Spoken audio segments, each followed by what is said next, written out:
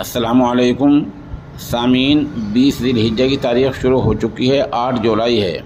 ख़बर का उन्वान है, शाहपुर के चेयरमैन अकरम कुरैशी को जमीयत उलमा हिंद ने बाहर का रास्ता दिखाया। इसी तरह अकरम कुरैशी को आम आदमी पार्टी ने भी अपनी जमात से निकाल दिया है। बता दें, हाल ही में ज़िला मुज़फ़्फ़रनगर के शाहपुर में हुए चुनाव में अकरम कुरैशी वहाँ के चेयरमैन बन गए हैं।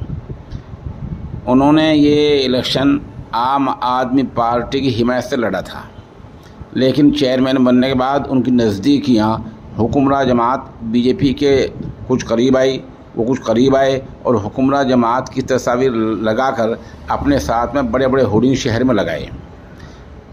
इसी वजह से आम आदमी पार्टी ने उनको आम आदमी पार्टी से निकाल दिया है।